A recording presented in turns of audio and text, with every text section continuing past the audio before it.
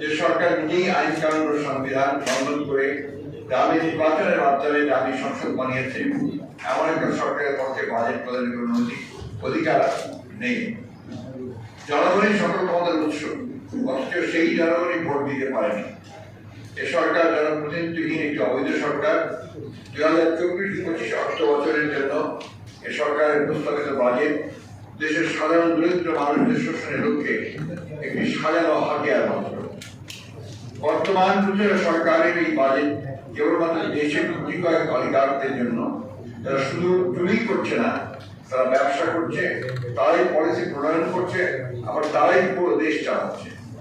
দেশ আর দেউলিয়াদের দ্বার প্রান্তে পৌঁছে গেছে। এই বাজেট কল্পনার এক মানুষ, এই বাজেট পোকরা অর্থনীতির উপর দাঁড়িয়ে আছে। বাজেট প্রণয়নের জন্য যে সম্পদ প্রয়োজন সেটাই এই অলিগাররা দূর করে নিয়েছে। ব্যাংকগুলো খালি, সরকারের আশ্রয়ে প্রশ্রয় অলিগাররা ঋণ নিয়ে ব্যাংকগুলোকে শূন্য করে দিয়েছে। এই অর্থের সিংহভাগই বিদেশে পাচার হয়ে গেছে। আমানতকারীরা ব্যাংকে তাদের নিজস্ব জমাকৃত অর্থের চেক ক্যাশ করতে পারছে না। মানুষের মধ্যে নজিরবিহীন হাহাকার দেখা দিয়েছে। আর এই হাহাকার সরকারের আশীর্বাদ পুষ্ট সুবিধাভোগী নব্য ধনীদের জন্য নয়, সাধারণ মানুষের রক্ত চুষে নিয়ে দিব্যি ভালো আছে তারা।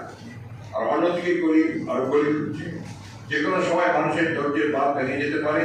এদিকে বাংলাদেশের রিজার্ভের অবস্থা তরণে চলে গেছে।